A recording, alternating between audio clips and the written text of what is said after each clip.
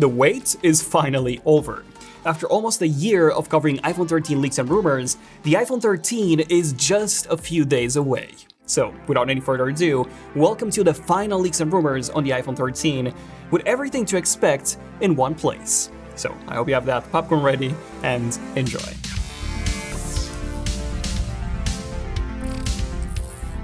Okay, so by far my favorite and also the biggest change coming to the iPhone 13 line is the camera. You see, the iPhone 13 mini and the regular 13 are both set to still use the same camera sensor as the iPhone 12 and the iPhone 11, but the iPhone 13 Pro and the Pro Max are both getting the same brand new sensor. With its new sensor, the 13 Pro will be able to capture 35% more light than the 12 Pro, while the 13 Pro Max will be able to capture 11% more light than the 12 Pro Max. That's a pretty big improvement from one year to another, especially on the 13 Pro, and I'm honestly so excited for this because the 12 Pro Max was way too massive for me, which is why I went for the 12 Pro, but I was always a bit disappointed that I had to trade off some of that camera performance in favor of this more compact size.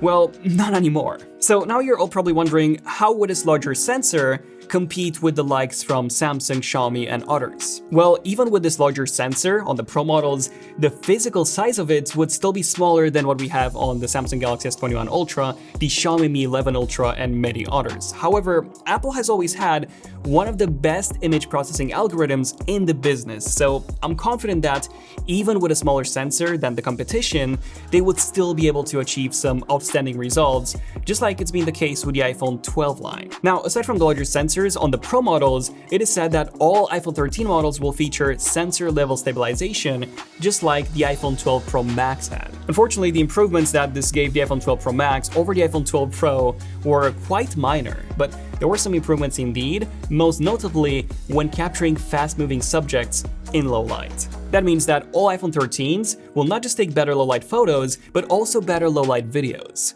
with the Pro models having the biggest improvements here. The ultra-wide-angle module is said to be upgraded as well, but only on the Pro models, with a wider aperture that can capture 40% more light, a new 6-element lens up from 5, and also autofocus. And that's just awesome because I'm a big fan of the ultra-wide, it's my second most used lens, and the fact that it is getting sharper, better in low light, and it will have autofocus too, it just means that I'm going to use it even more. And autofocus is actually the best part of it, as it could enable it to act as a macro lens too, similar to what we've seen on other flagship phones. This has always been a major downside of the iPhone, as you could never really focus that up close. Which means that we would now finally have every type of lens on an iPhone, from wide to ultra-wide to telephoto to even macro.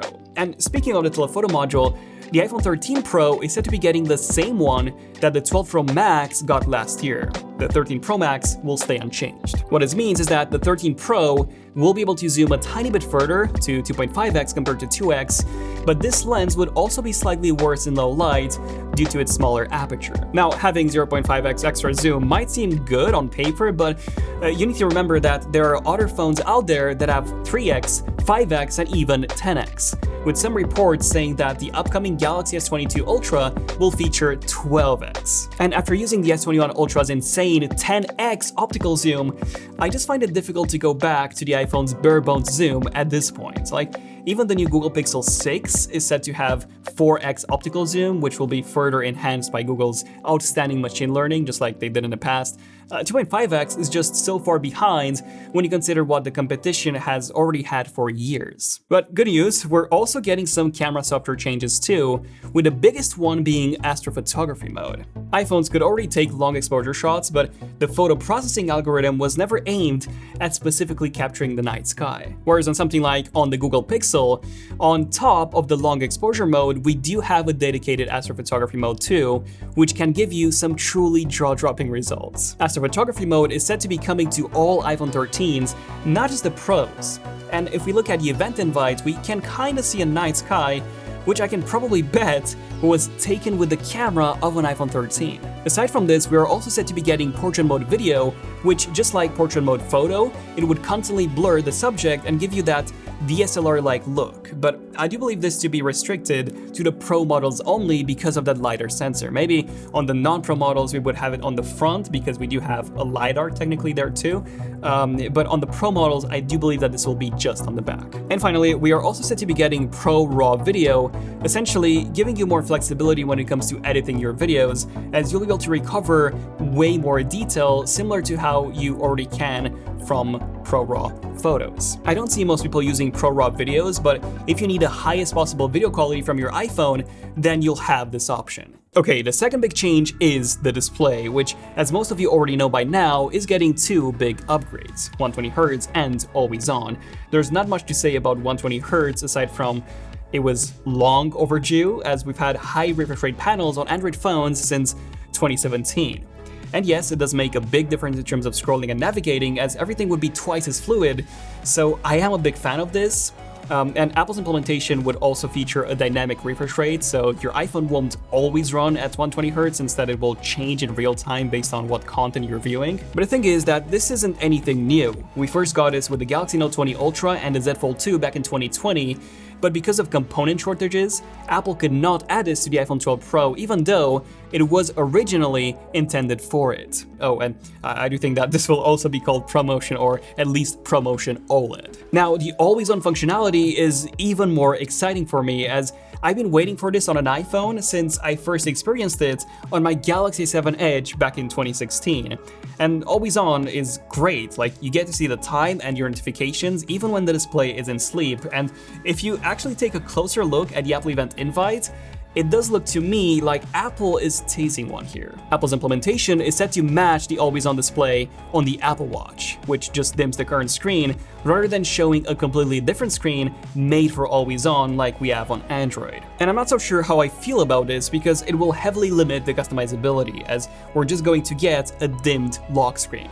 So definitely let me know in the comments down below your thoughts on this, as I'm personally really looking forward to any implementation of this always-on display. Okay, now the display on this new iPhone is going to be super impressive, especially with that new 120Hz panel. So what if you could have such a display on your TV? How awesome would that be? Well, now you can with LG's brand new QNED99. LG's new 2021 mini LED TV with a 75-inch 8K 120Hz panel and some super impressive features. I've never seen an 8K TV in my life, and this looks unreal. Like, I cannot see any pixels even when I'm fairly close to the screen, and it honestly gives me the impression that I'm looking through a window. Even if you don't have any 8K content to watch, the QNED99 processor will upscale your content to full 8K. The sound is very impressive with Dolby Atmos speakers, it looks stunning thanks to its very slim bezels and metallic build, and since this is a mini LED TV, it features 2500 local dimming zones for an extreme level of brightness and picture control. And the best part about the QNED99 is that it also has a 120Hz panel, which combined with HDMI 2.1 gets you 8K 60 gaming or 4K at 120. Check out the 8K LG QNED99 by using the link below. Okay, the third big change is when it comes to the battery life, with all iPhone 13 models getting a physically larger battery. The 13 mini is getting an 8% improvement, the 13 and 13 Pro are getting a 10%, and the 13 Pro Max is getting an 18% improvement. This means that the iPhone 13 Pro Max will now have an even bigger battery than the iPhone 11 Pro Max, the iPhone with the biggest battery ever and the one that outlasts all the competition even 2 years after its launch. Combining these larger batteries with the more efficient 5nm A15 chip, and we could see the best battery life ever on an iPhone generation. We'll definitely be testing that once we get them, in the studio, so make sure to subscribe if you're enjoying this video so far. The iPhone 13s are also set to feature 25-watt fast charging, up from the current 20 watts. Now, I don't see this giving us any faster charging than the 50% in 30 minutes that we have now. I think that Apple only increased the wattage because they wanted to maintain the same charging speeds with these larger batteries too. And lastly, we have the design, which is getting some disappointingly small changes. The biggest one being the notch, which is getting about 20% narrower thanks to the earpiece that's now part of the top bezel as opposed to it being part of the notch. I would still prefer no notch and Touch ID underneath the display, but whatever. The camera modules, which you've all probably noticed by now, are getting a slight change too. with the non-Pro models of the iPhone having a diagonal arrangement from the vertical one that we had before, and then the Pro models are getting a much larger camera arrangement to house those larger sensors. Other than that, we're apparently getting some new colors, a matte black and a new orange color, likely the matte black on the Pro models and the orange on the non-Pro. I do hope that the matte black will be similar to the one on the S21 Ultra, as that, in my opinion, has the best looking back finish on any phone, although our S21 Ultra did get some scratches, so you might want to be extra careful with this. We're also said to be getting some sort of coating on the stainless steel frame of the iPhone 13 Pros in order to reduce the amount of fingerprints and smudges. Now, I envision this being similar to the iPhone 4 and 4S frame, which was still made out of stainless steel, but it was matte, which heavily reduced the amount of fingerprints. The last design change is that the iPhone 13s are also said to be getting thicker by about 0.26 millimeters, likely due to those larger batteries. And finally, I just want to end this video with some smaller, but definitely some worthy changes. The 512GB storage option on the Pro models will now be replaced by a 1TB. Perfect for people who want to shoot loads of ProRAW video. Face ID is said to be getting not just faster, up to 1.8 times, but also be able to partially scan your face even if you have a face mask or sunglasses on. Now, that's great to have, especially now at the end of the pandemic, but you know what can also unlock your phone when you're wearing a face mask or sunglasses? That's right, fingerprint reader. We're also said to be getting stronger magnets for attaching MagSafe accessories more securely, an issue that I've encountered loads with my 12 Pro. However, the main reason why accessories kept falling from the iPhone 12 line wasn't the strength of the magnets, but actually the lack of friction between the back of the iPhone and the accessories. So if Apple really wants to improve this, they first need to add more grip to the back of the MagSafe accessories. We're also getting Wi-Fi 6E for better range, a new 5G antenna for faster 5G speeds, and potentially the ability to make SOS calls even when you don't have a cellular signal, thanks to satellite communication. This is honestly such a major new safety feature, as if you get lost in the woods with no signal, you would still be able to get help. But do keep in mind that number one, this is said to be restricted to US only at launch, and number two, it might not even be ready for release yet, so it's definitely great to have in case of emergency, but it's highly unlikely that we'll get to use it day one of getting an iPhone 13. But there you go, these are all the changes that the iPhone 13s are said to come with. Definitely an S-level upgrade, but one of the biggest S upgrades that the iPhone has ever received. Overall, I am quite excited to try out the new camera on the iPhone 13 Pro.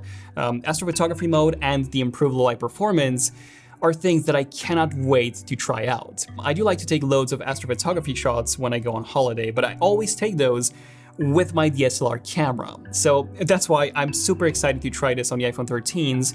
And then the 120Hz panel, that's going to be nice to have, especially since, I've had that on my Android phone for quite a few years now. And this way, I won't have any disparity between the two. But let me know in the comments, what do you guys think? Do you plan on buying an iPhone 13? And if so, which one?